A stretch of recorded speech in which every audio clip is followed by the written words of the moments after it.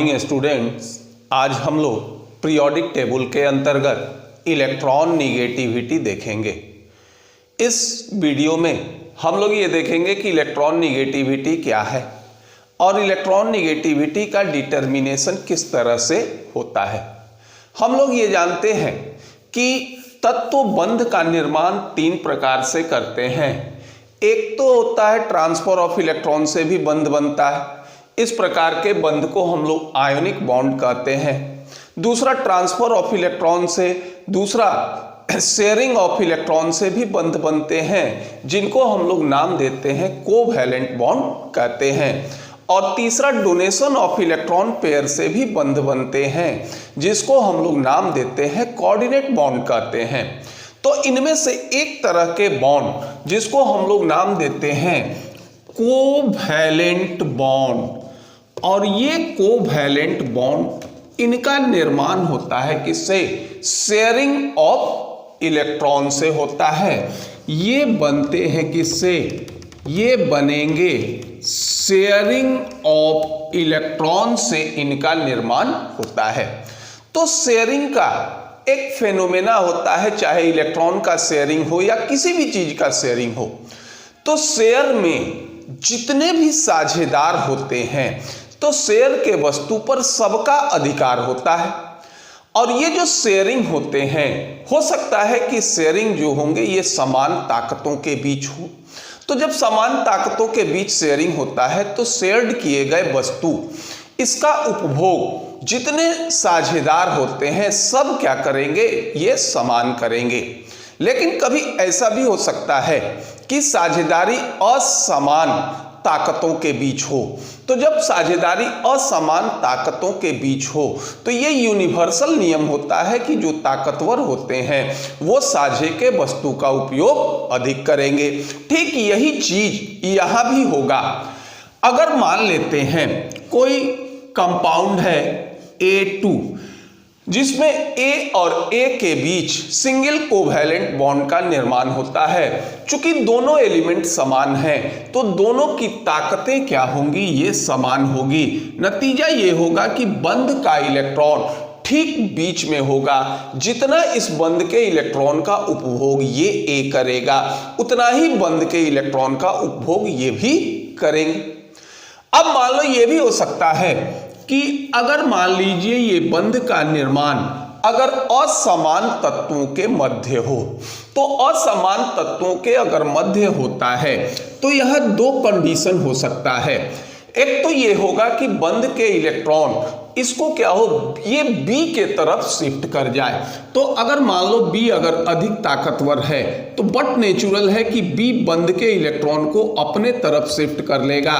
तो इस पर आंशिक रूप से ऋणावेश और बंध का इलेक्ट्रॉन A से दूर होने के कारण इस पर आंशिक रूप से धन आवेश उत्पन्न हो जाएगा।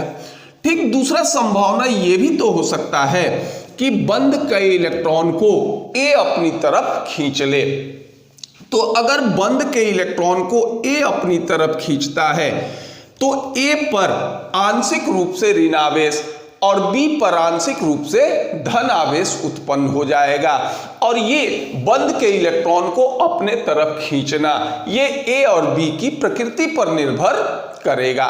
यहां हम लोग A और B कोई काल्पनिक तत्व लिए हैं और यही बंध के इलेक्ट्रॉन को अपनी तरफ खींचने की क्षमता को हम लोग नाम देते हैं क्या? इलेक्ट्रॉन निगेटिविटी कहेंगे। तो इसको ये डिफाइन कर सकते हो कि the tendency to attract bonded electron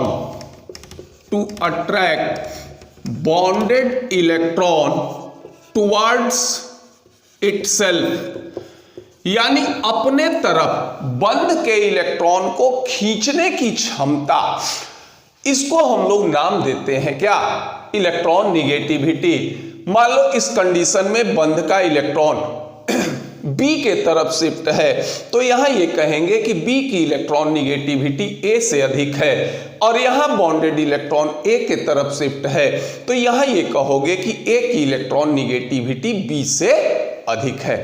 अब अब इसी इलेक्ट्रॉन निगेटिविटी के डिफरेंस के कारण इस पर देखिए पोल का फॉर्मेशन हो जाता है।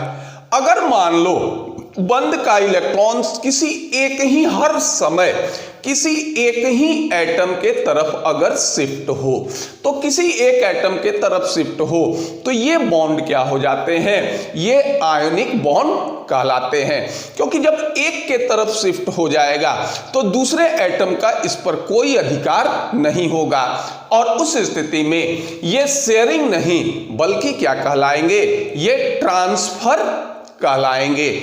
और ये होता है क्या, इलेक्ट्रॉन निगेटिविटी। अब इस इलेक्ट्रॉन निगेटिविटी में जनरली ये देखा गया कि smaller atom has higher value of electronegativity. इसको देखिए हम En से इंडिकेट कर रहे हैं, higher value of electronegativity than larger atom, यानी जो एटम जिसका आकार छोटा होता है उसकी इलेक्ट्रॉन निगेटिविटी क्या होगी, बड़े एटम से अधिक होगी। दूसरा इसमें एक चीज ये भी होता है कि अगर मान लो कोई एटम है जिसके इलेक्ट्रॉन या जिसके ऑर्बिटल या सेल लगभग भरे हों, उसकी इलेक्ट्रॉन निगेटिविटी क्या होगी, उसकी भी इलेक्ट्रॉन निगेटिविटी अधिक होगी। तो दूसरा कॉन्सेप्ट ये भी जनरेट करता है इलेक्ट्रॉन निगेटिविटी में कि ये कह सकते हो कि atom having nearly filled orbit या ये कहिए कि सेल नियरली फिल्ड, ये कर लो आउटर ऑर्बिट और shell has higher value of electronegativity. और इसी दो कंडीशन पर अगर हम लोग चाहें तो इलेक्ट्रॉन निगेटिविटी का वेरिएशन हम पीरियोडिक टेबल में भी देख लेंगे। अब यहां एक चीज देखो, यह कहा जा रहा है कि जो एटम छोटे होंगे उनकी इलेक्ट्रॉन निगेटिविटी अधिक होगी, और दूसरा यह कहा जा रहा है कि जिस एटम में इलेक्ट्रॉन आउटर ऑर्बिट में क्या होंगे, लगभग भरे होंगे, तो उनकी भी इलेक्ट्रॉन निगेटिविटी क्या होगी, अधिक होगी। तो अब अगर हम लोग ये देखना चाहें, जैसे मान लीजिए ये होता है variation of electron negativity in periodic table. देखो पीरियोडिक टेबल में दो कॉलम होते हैं, एक होता है हमारा हॉरिजॉन्टल कॉलम, और इस हॉरिजॉन्टल कॉलम को याद करो, ये कहते हैं हम लोग क्या, ये पीरियड कहते हैं। और हॉरिजॉन्टल कॉलम की ये विशेषता होती है कि पीरियड में अगर लेफ्ट टू राइट चलते हो तो साइज क्या होगा, एक तो ये होगा साइज डिक्रीजेस, और दूसरा एक और सीक्वेंस होता है, along the period from left to right चलोगे तो पीरियोडिक टेबल में सबसे बाईं तरफ ग्रुप 1A होगा और सबसे लास्ट में क्या होंगे, ग्रुप 0 होंगे। तो 1A में आउटर सेल्स में 1 इलेक्ट्रॉन और 0 में क्या होता है, ये 8 इलेक्ट्रॉन आउटर सेल्स में होंगे। तो पीरियड में अगर लेफ्ट टू राइट अगर आप बढ़ते हो तो ये क्या होंगे कि number of electron in outer orbit increases, number of electron in outer orbit क्या होंगे, ये बढ़ेंगे। और ये दोनों कंडीशन किसके लिए होता है, ये इलेक्ट्रॉन निगेटिविटी के इंक्रीज के लिए होता है। तो सीधा कहोगे कि पीरियड में अगर लेफ्ट टू राइट चलते हो तो लेफ्ट टू राइट चलोगे तो इलेक्ट्रॉन निगेटिविटी क्या हो जाएंगे, ये इंक्रीज करेंगे। और दूसरा ये होता है कि अगर आप अलोंग द ग्रुप बढ़ते हैं तो ग्रुप क्या होता है, ये टॉप टू बॉटम। तो टॉप टू बॉटम चलोगे तो ये क्या होगा, साइज बढ़ेंगे। और ग्रुप में एक और विशेषता होती है, और ये विशेषता ये होगा कि number of electron in outer orbit क्या होते हैं, ये रिमेन सेम होते हैं। जैसे मान लो कोई ग्रुप 1 का सदस्य है तो सबके आउटर सेल्स में इलेक्ट्रॉन की संख्या क्या होगी, 1 होगी। तो ये कोई फैक्टर नहीं होगा। तो ये कहे हो कि अगर साइज बढ़ता है तो इसकी इलेक्ट्रॉन निगेटिविटी क्या होगी, ये कम होगी। तो अलोंग द ग्रुप ये चलेंगे, ये कहोगे कि from top to bottom electronegativity क्या होंगे, ये डिक्रीजेस। तो अगर हम ग्रुप में चलते हैं टॉप टू बॉटम तो इलेक्ट्रॉन निगेटिविटी क्या होता है, ये डिक्रीज करता है। और पीरियड में अगर चलेंगे फ्रॉम लेफ्ट टू राइट तो इलेक्ट्रॉन निगेटिविटी क्या होता है, ये इंक्रीज करता है। तो पहले इसको नोट डाउन कर लीजिए। अब ये देखते हैं कि इलेक्ट्रॉन निगेटिविटी क्या है और इसका वेरिएशन पीरियोडिक टेबल में क्या होता है। अब कुछ इलेक्ट्रॉन निगेटिविटी की विशेषता को हम लोग पढ़ेंगे। और देखिए इसके विशेषता में ये होता है कि इलेक्ट्रॉन निगेटिविटी क्या होते हैं, ये कांस्टेंट वैल्यू होते हैं, भले इसका एलिमेंट का इन्वायरमेंट अलग अलग क्यों नहीं हो। क्योंकि इसको हम लोग क्या कहते हैं, tendency to attract bonded electron towards itself. जैसे मान लो फ्लोरीन का हम 2 कंपाउंड लेते हैं, ये हो गया हाइड्रोजन फ्लोराइड और ये हो जाएगा क्या, ये एक कंपाउंड है हमारा जिसको नाम देते हो क्लोरीन फ्लोराइड। ये दोनों कंपाउंड हैं।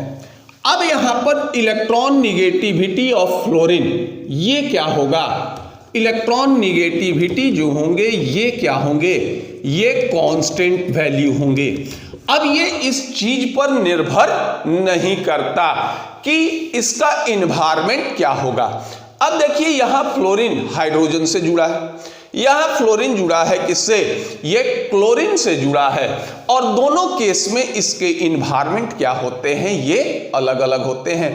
तो जब इनके इन्वायरमेंट अलग होंगे तो बट नेचुरल है कि इसके वैल्यूज भी जो होंगे ये अलग अलग होने चाहिए, और ये चीज संभव नहीं है। तो इलेक्ट्रॉन निगेटिविटी हमारा क्या होता है, ये कांस्टेंट वैल्यू होता है। ये इस चीज पर निर्भर नहीं करेगा कि इन्वायरमेंट क्या होगा। तो ये कह सकते हो कि इट मे विल बी, तो ये कह सकते हो कि it does not depends upon surrounding. ये जो होंगे ये सराउंडिंग पर निर्भर नहीं करेंगे, ये वैल्यू हमेशा कांस्टेंट होता है। जैसे फ्लोरीन की इलेक्ट्रॉन निगेटिविटी कितनी होती है, 4, तो ये क्या होगा, ये हमेशा 4 होगा, भले ये हाइड्रोजन से जुड़ा हो या फिर क्लोरीन से, इससे इस पर कोई मतलब नहीं होगा। अब ये था कि अगर मान लीजिए इलेक्ट्रॉन निगेटिविटी सराउंडिंग पर निर्भर नहीं करता, ये हमारा क्या होता है, ये टेंडेंसी होता है। टेंडेंसी बढ़ भी सकता है और टेंडेंसी जो होंगे ये क्या होंगे, ये घट भी सकते हैं। तो नेचुरल है कि इलेक्ट्रॉन निगेटिविटी सराउंडिंग के अनुसार क्या होना चाहिए, ये परिवर्तित होना चाहिए। लेकिन हम लोग ये जानते हैं कि value of electronegativity is always constant. तो इसका डिटर्मिनेशन किस तरह से होगा। एक साइंटिस्ट थे जिनका नाम था पाउलिंग, लिनियस पाउलिंग। इन्होंने डिटर्मिनेशन ऑफ इलेक्ट्रॉन निगेटिविटी के लिए ये सजेस्ट किया कि अगर मान लो एक कंपाउंड है A2 प्लस B2, ये मिलकर अगर 2AB का फॉर्मेशन करते हैं, तो 2AB का फॉर्मेशन करेंगे तो डेल H का मान निगेटिव होगा। यानी सीधा कहो कि ये क्या होंगे, ये एक्सोथर्मिक चेंज होंगे, ये एक्सोथर्मिक चेंज होंगे। अब इस एक्सोथर्मिक चेंज से क्या मतलब है, अब मान लीजिए अगर हम इसका एक एग्जाम्पल ले लेते हैं तो A2 के जगह ले लो हाइड्रोजन गैस, B2 के जगह ले लेते हैं ये क्या होता है फ्लोरीन गैस, ये मिलकर बनाएगा 2HF का निर्माण करेगा और यहां ΔH का मान होता है कितना -5393 किलो जूल मोल इनवर्स, यहां इसका ये मान होगा। अब ये जानते हैं कि किसी भी रिएक्शन में एनर्जी का ना तो निर्माण होता है और ना ही विनाश होता है। अब अगर हम इसको काउंट करें तो इसका क्या मतलब होगा, energy of A2 plus energy of B2 is equal to energy of 2AB plus जो एनर्जी रिलीज होता है ये इसके बराबर होगा। तो सीधा है कि अगर मान लीजिए इस रिएक्शन में देखो तो A के बीच बंध टूटेगा, B के बीच बंध टूटेगा और A के बीच क्या होगा, ये बंध का निर्माण होगा। तो इससे ये इंडिकेट होता है कि AB बॉन्ड जो होंगे ये क्या होंगे, ये मजबूत होंगे। किससे, average of the single bond energy of AA and BB molecule, यानी ये बंध क्या होगा, ये मजबूत होगा और ये बंध जो होंगे ये क्या होंगे, ये कमजोर होंगे। तभी ये स्टेबिलिटी के लिए AB मिलकर AB का निर्माण करेगा। तो यहां ये इन्फरेंस हम दे सकते हैं कि AB bond is stronger than the average of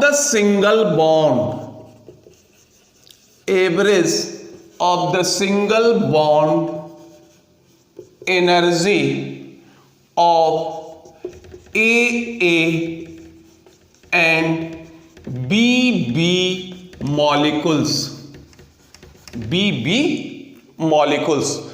अब यानी सीधा है कि ए बी बॉन्ड अगर स्ट्रॉन्गर है तो बट नेचुरल है कि ए और बी के बीच अट्रैक्शन रिपल्सन का फोर्स क्या होगा, ये अधिक होगा। अब अगर हम लोग ये एज्यूम करें कि अगर बंध टूटता है तो इसके लिए एनर्जी की जरूरत होगी और अगर बंध का निर्माण होता है तो इसके फलस्वरूप एनर्जी क्या होंगे, ये रिलीज करेंगे। तो अब देखिए अगर इसी एग्जाम्पल को अगर हम देखें तो ये जो एक्स्ट्रा एनर्जी आ रहा है ये एक्स्ट्रा एनर्जी क्या होगा, या इस एक्स्ट्रा एनर्जी का कैलकुलेशन हम लोग किस तरह से करेंगे। अगर ये मान लेते हो कि ए बी के बीच जो बॉन्ड बना ये पूर्णतः, या ये कहिए कि ये पूर्णतः अगर कोवैलेंट बॉन्ड है तो जितना एनर्जी बॉन्ड के टूटने में लगेगा ठीक उतनी ही एनर्जी क्या होगी, बॉन्ड के फॉर्मेशन के फलस्वरूप क्या होंगे, ये रिलीज करेंगे। लेकिन ये जो एक्स्ट्रा एनर्जी है इस एक्स्ट्रा एनर्जी को हम इस तरह से अगर हम डेल से इंडिकेट करें तो डेल से अगर इंडिकेट करोगे तो ये एक्स्ट्रा एनर्जी कितने के बराबर हो जाएगा, ये एक्स्ट्रा एनर्जी होगा किसके बीच, ये होगा बॉन्ड एनर्जी, या ये कहो कि actual bond energy, general form में लिख रहे हैं एक्चुअल बॉन्ड एनर्जी, यानी इसकी जितनी बॉन्ड एनर्जी है इसमें से घटा दे क्या कि यदि ए और बी के बीच जो बॉन्ड का फॉर्मेशन होता है वो क्या हो, ये 100% क्या हो जाए, ये कोवैलेंट बॉन्ड हो। तो ये हो जाएगा कि इसमें से घटा दो 100% बॉन्ड या 100% कोवैलेंट बॉन्ड, इसकी क्या होगी, ये एनर्जी। अब इसके एनर्जी को घटा देंगे तो जो एक्स्ट्रा एनर्जी बॉन्ड के फॉर्मेशन के फलस्वरूप हुआ वो क्या होगा, ये हमको प्राप्त हो जाएगा। और यही एक्स्ट्रा एनर्जी किसके कारण हुआ, शिफ्टेंस ऑफ इलेक्ट्रॉन के कारण हुआ कि इलेक्ट्रॉन किसी भी एटम के तरफ क्या होगा, ये शिफ्ट कर रहा है, जिससे अट्रैक्शन का फोर्स प्रभावित होगा और बॉन्ड एनर्जी जो होंगे ये भी प्रभावित होंगे। और यही जो डिफरेंस आएगा, यही डिफरेंस हमारा क्या हो जाएगा, डिफरेंस ऑफ इलेक्ट्रॉन निगेटिविटी के बराबर होगा। ये जानते हो कि 100% कोवैलेंट बॉन्ड जो होंगे ये क्या होते हैं, ये होंगे ज्योमेट्रिकल, ये इक्वल टू क्या होगा, ज्योमेट्रिकल मीन। ये हो जाएंगे किसके बराबर, geometrical mean of the covalent energy, covalent energy of A and B. अब ये क्या हो गया, डेल। अब ये हो गया एक्चुअल बॉन्ड एनर्जी, ये हो जाएगा, ये हम लोग कहते हैं एक्चुअल बॉन्ड एनर्जी। और इसका अगर हम लोग ज्योमेट्रिकल मीन काउंट करें तो ये हो जाएंगे माइनस, ये under root energy of a bond into energy of, ये क्या होंगे, बी बॉन्ड, इसके बराबर होंगे। अब इसके बराबर होगा, ये दोनों वैल्यू रखेंगे तो ये क्या हो जाएगा, ये हमको एक्स्ट्रा, ये इंडिकेट किया था किस चीज को, ये इंडिकेट किए हैं एक्स्ट्रा बॉन्ड एनर्जी को इंडिकेट किए हैं, तो ये एक्स्ट्रा बॉन्ड एनर्जी के बराबर हो जाएगा। पाउलिंग ने ये सजेस्ट किया, ये पाया, पाउलिंग सजेस्ट, इन्होंने ये किया कि ये वैल्यू को रखे और ये डिसाइड किया कि ये वैल्यू आता है एक्स्ट्रा एनर्जी, ये आता है 0.208, ये आएगा 0.208 अंडर रूट डेल, ये होता है क्या, ये वैल्यू आ जाएगा आपको किलो कैलोरीज पर मोल, ये वैल्यू आ जाता है किसके बराबर, ये वैल्यू आ जाएगा किलो कैलोरीज पर मोल। और यही हमारा क्या होता है, डिफरेंस ऑफ इलेक्ट्रॉन निगेटिविटी होगा। दूसरा, अगर मान लीजिए ये हो जाएगा किलो जूल में अगर मान रखते हैं तो ये होगा 0.1017 अंडर रूट डेल, ये हो जाएगा किलो जूल पर मोल, इसके बराबर होगा। अब अगर हम इस डेल का मान ज्ञात कर लें तो ये हमको क्या होगा, डिफरेंस ऑफ इलेक्ट्रॉन निगेटिविटी प्राप्त हो जाएगा। तो अब एक एग्जाम्पल के सहायता से ये देखते हैं कि किस तरह से difference of electron negativity Pauling ने ज्ञात किया और उसके सहायता से किस तरह से इलेक्ट्रॉन निगेटिविटी ज्ञात किया गया। तो पहले इसको नोट डाउन कर लीजिए। अब एक एक्सपेरिमेंटल डाटा लेते हैं और इस एक्सपेरिमेंटल डाटा के सहायता से ये देखेंगे कि किस तरह से पहले डिफरेंस ऑफ इलेक्ट्रॉन निगेटिविटी ज्ञात होगा और उसके बाद किसी एक वैल्यू को हम कांस्टेंट मानेंगे और इलेक्ट्रॉन निगेटिविटी ऑफ एलिमेंट ज्ञात करेंगे। मान लीजिए ये बॉन्ड है, ये बॉन्ड हो गया CH, ये हो गया आपका HCl, ये हो जाएगा NCl, ये NH रखो, ठीक है, H तीनों में कॉमन है। अब ये वैल्यू रखते हैं एक्स्ट्रा एनर्जी किसमें, ये हो जाएंगे किलो जूल मोल इनवर्स, इसका वैल्यू है 24.3, ये हो जाएगा 102.3, ये हो जाएंगे 105.9। अब अगर वैल्यू ये हम लोग एक्स्ट्रा मान रखें तो तो ये था आपका 0.1017 इंटू डिफरेंस इंटू क्या हो जाएगा, एक्स्ट्रा एनर्जी का अंडर रूट। तो एक्स्ट्रा एनर्जी का अगर हम लोग अंडर रूट करें, वैल्यू अगर रखे थे किसमें, एक्चुअल बॉन्ड प्लस माइनस ये 100% कोवैलेंट बॉन्ड, तो इसको अगर हम लोग रखें तो सॉल्व करोगे तो ये आ जाएगा, इसके केस में आएंगे 0.50, ये होगा 1.02 और ये हो जाएंगे 1.04। अब ये है, यही हमारा क्या होता है, डिफरेंस ऑफ इलेक्ट्रॉन निगेटिविटी को बताएगा। तो ये हो जाएगा, देखो difference of electronegativity of carbon into difference of electronegativity of hydrogen, ये इस वैल्यू के बराबर होगा 0.50। Electron negativity of chlorine minus electron negativity of hydrogen, ये बराबर होगा 1.02 के बराबर। Electron negativity of nitrogen minus electron negativity of hydrogen, ये बराबर होंगे किसके, 1.04 के बराबर होंगे, क्योंकि यही डिफरेंस ऑफ इलेक्ट्रॉन निगेटिविटी के कारण अट्रैक्शन फोर्स में परिवर्तन होगा और एनर्जी जो होंगे ये क्या होंगे, ये भी परिवर्तित होंगे।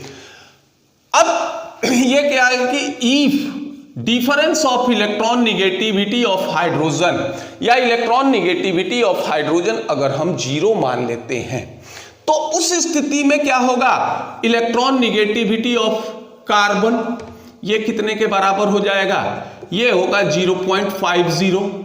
इलेक्ट्रॉन निगेटिविटी ऑफ क्लोरीन ये बराबर हो जाएगा 1.02 और इलेक्ट्रॉन निगेटिविटी ऑफ नाइट्रोजन ये होगा 1.04 के बराबर हो जाएगा।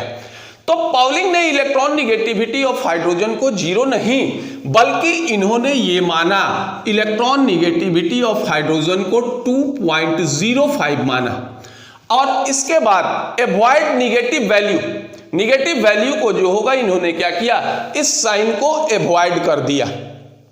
ठीक, तो चूंकि अब निगेटिव वैल्यू को अवॉइड करेंगे तो माइनस माइनस क्या हो जाएगा, ये प्लस हो जाएगा, हालांकि साइन हमारा क्या होगा, माइनस।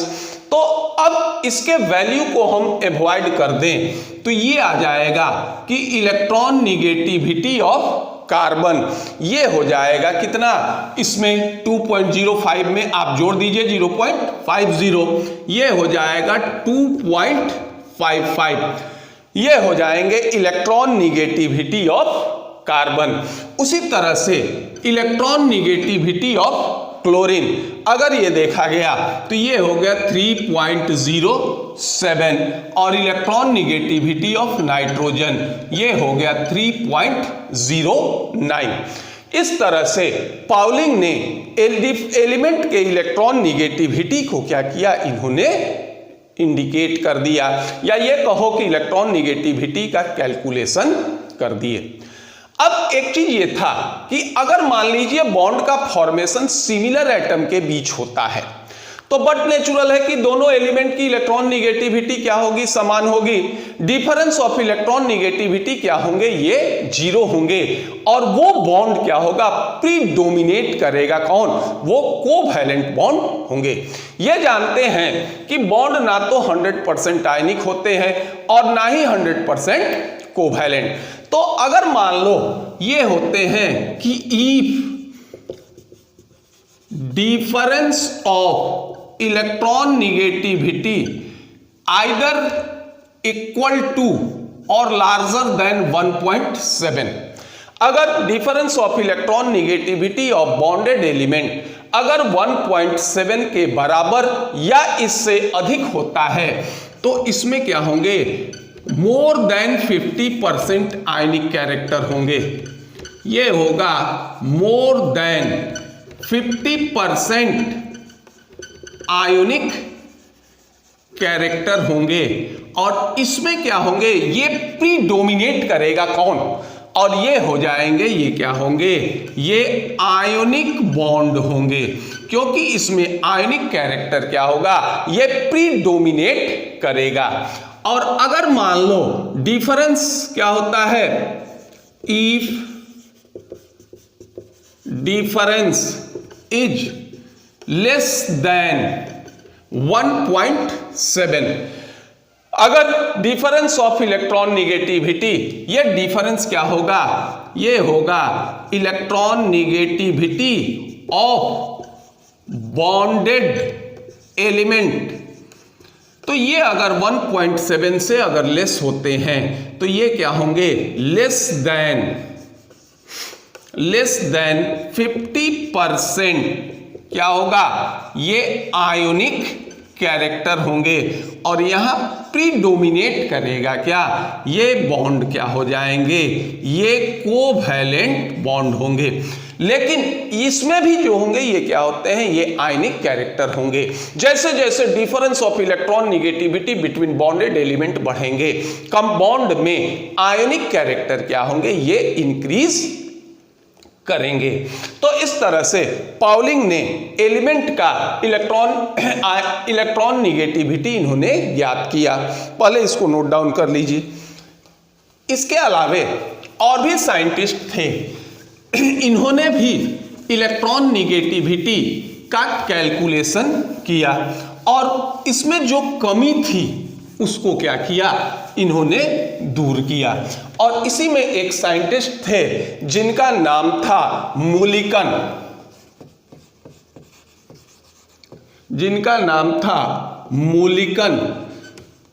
इन्होंने इलेक्ट्रॉन निगेटिविटी का डिटर्मिनेशन किया और इनका जो सिद्धांत था, ये सिद्धांत बेस्ड था किस पर, electron affinity and ionization energy. देखिए आई से हम इंडिकेट कर रहे हैं किसको, आयोनाइजेशन एनर्जी को, और ए से इंडिकेट कर रहे हैं किसको, इलेक्ट्रॉन एफिनिटी को। तो इनका जो सिद्धांत था ये आयोनाइजेशन एनर्जी और इलेक्ट्रॉन एफिनिटी पर आधारित था। इन्होंने ये कंसीडर किया, इन्होंने मान लिया कि दो एटम ए एंड बी, ये दो एटम हैं, ये ए और बी, ये क्या करते हैं, ये बंध का निर्माण करते हैं। तो अगर मान लो इलेक्ट्रॉन, इन्होंने ये किया transfer from A to B, अगर इलेक्ट्रॉन ए से बी की ओर ट्रांसफर करता है तो ये जो आयन बनेगा ये ए पॉजिटिव और बी निगेटिव, क्योंकि इलेक्ट्रॉन आ जाएगा किसके पास, बी के पास, तो इस पर पार्शियल निगेटिव चार्ज और इस पर क्या होंगे, पॉजिटिव चार्ज। अब ये भी हो सकता है कि electron transfer from B to A, अगर इलेक्ट्रॉन का ट्रांसफर बी से ए की तरफ होता है तो ये ए पर चार्ज हो जाएगा निगेटिव और बी पे चार्ज हो जाएगा क्या, पॉजिटिव, और इस तरह से आयन का फॉर्मेशन होगा। तो जब इस आयन का फॉर्मेशन होगा तो एनर्जी में एक्सचेंज क्या होगा, अगर मान लीजिए तो हम लोग ये भी देख लें, एनर्जी एक्सचेंज, एनर्जी में एक्सचेंज देखो, या ए यदि इलेक्ट्रॉन का लॉस करता है तो ये एनर्जी क्या होगा, आयोनाइजेशन एनर्जी, और बी जो होगा ये क्या होता है, इलेक्ट्रॉन का गेन करता है, तो ये एनर्जी किसके बराबर होगा, इलेक्ट्रॉन एफिनिटी के बराबर। तो ये होगा ionization energy of A minus electron affinity of B, ठीक है। और यहां ये हो जाएगा कि देखिए अब यहां बी ने इलेक्ट्रॉन का लॉस किया तो ये हो जाएगा ionization energy of B minus electron affinity of A, इसके बराबर होगा। अगर मान लेते हो कि अगर मान लो ये एनर्जी का एक्सचेंज हुआ, अब मान लो दोनों कंपाउंड तो बनेगा नहीं, इफ ये मान लेते हैं कंपाउंड फॉर्म ए प्लस बी माइनस, अगर ये हो कि इस कंपाउंड का निर्माण हो, तो जब इस कंपाउंड का निर्माण होगा तो ये वैल्यू क्या होंगे, ये अधिक होंगे, ये वैल्यू कम होंगे। तो ionization enthalpy of A minus electron affinity of B, ये होगा क्या, less than ionization energy of B minus electron affinity of A. अब अगर इसको रीअरेंज करते हैं, ए वाले टर्म को अगर आप एक साथ ले लीजिए तो ionization energy of A plus ये क्या हो जाएगा, electron A plus electron affinity of A greater than ionization energy of B plus electron affinity of B, इसके क्या होंगे, ये बराबर होंगे। तो मुलिकन ने ये कहा कि इलेक्ट्रॉन निगेटिविटी जो होंगे ये क्या होंगे, ये आयनाइजेशन एनर्जी और इलेक्ट्रॉन एफिनिटी का क्या होगा, ये एवरेज होगा। तो ये कह दिए कि electronegativity is average of ionization energy and electron affinity. तो ये हो जाएगा ई एन बराबर आई ई प्लस ये होगा ई ए बाई 2, ये इतने के बराबर होगा। तो जब इतने के बराबर होगा तो अब इससे जो इलेक्ट्रॉन निगेटिविटी का मान ज्ञात किया गया वो मुलिकन, ये पाउलिंग के इलेक्ट्रॉन निगेटिविटी के मान से क्या था, 2.8 times value obtained is 2.8 times larger than 2.8 times larger than किसके, than पाउलिंग। पाउलिंग का जो इलेक्ट्रॉन निगेटिविटी का कैलकुलेशन था इससे 2.8 टाइम्स क्या था, लार्जर था। तो अगर 2.8 से अगर हम लोग डिवाइड कर देते हैं तो ये वैल्यू क्या हो जाएगा, क्रॉसपॉन्ड कर जाएगा किससे, ये वैल्यू क्रॉसपॉन्ड कर जाएगा किससे, ये पाउलिंग के मान से क्रॉसपॉन्ड कर देगा। तो ई एन बराबर होगा ionization energy plus electron affinity by 2 into 2.8 और ये हो जाएंगे इलेक्ट्रॉन निगेटिविटी, ये होगा ionization energy plus electron affinity by 5.6।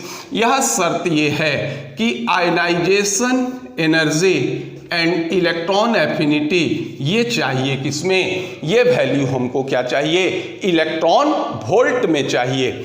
अब अगर मान लो ये जानते हैं कि 1 इलेक्ट्रॉन वोल्ट ये बराबर होता है 96.48 किलो जूल मोल इनवर्स।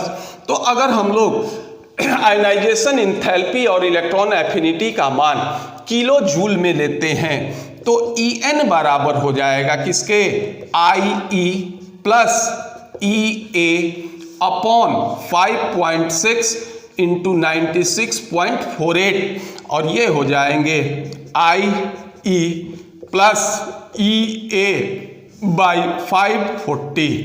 यहाँ क्या हो जाएगा, ionization energy and electron affinity ये किस में लिए जाएंगे, किलो जूल मोल इनवर्स में लिए जाएंगे। और इस तरह से मुलिकन्स ने इलेक्ट्रॉन निगेटिविटी को क्या किया, ये डिटरमाइन कर दिया। अब पहले इसको नोट डाउन कर लीजिए।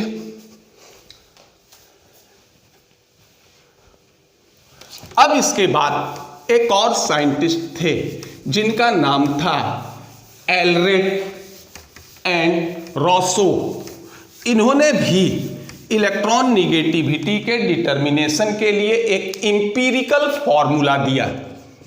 ये इनका नाम था एलरेड एंड रॉसो। इन्होंने इलेक्ट्रॉन निगेटिविटी के डिटर्मिनेशन के लिए एक इंपीरिकल फॉर्मूला दिया। इन्होंने ये कहा कि electronegativity is attractive force between a nucleus and an electron at a distance equal to covalent radius. इन्होंने कहा कि इलेक्ट्रॉन निगेटिविटी ये क्या होता है, attraction force of nucleus and electron at a distance equal to atomic radius. तो देखो ये जो फोर्स, अट्रैक्शन का फोर्स काउंट होगा, ये किसके से हो जाएगा ये हमारा कूलम्ब्स लॉ से हो जाएगा, Q1 Q2 by are square. अब यहां देखिए attraction force between nucleus and electron, तो ये हो जाएगा आपका E स्क्वायर। E यहां क्या हो जाएगा, चार्ज ऑन इलेक्ट्रॉन। अब न्यूक्लियस का जो अट्रैक्शन फोर्स होता है ये इफेक्टिव न्यूक्लियर चार्ज के बराबर होगा, Z इफेक्टिव, और एटॉमिक रेडियस को हम R से इंडिकेट करते हैं, ये इतने के बराबर हो जाएगा। जहां E इंडिकेट करेगा किसको, ये बताएगा चार्ज ऑन इलेक्ट्रॉन को बताएगा। Z इफेक्टिव ये बताएगा किसको, ये बताएगा इफेक्टिव न्यूक्लियर चार्ज को बताएगा, और R बताएगा किसको, कोवैलेंट रेडियस को बताएगा। अब यहां एक चीज ये देखो कि जो इफेक्टिव न्यूक्लियर चार्ज है ये होता है कि टोटल जो पॉजिटिव चार्ज या टोटल प्रोटॉन जो न्यूक्लियस में है इनका कुछ पार्ट इलेक्ट्रॉन के द्वारा क्या होता है, ये बैलेंस कर दिया जाता है। जो रिमेनिंग बच जाते हैं उसको नाम देते हैं क्या, इफेक्टिव न्यूक्लियर चार्ज कहते हैं। अब अगर E का मान हम लोग रखते हैं 4.8 into 10 to the power -10 ESU।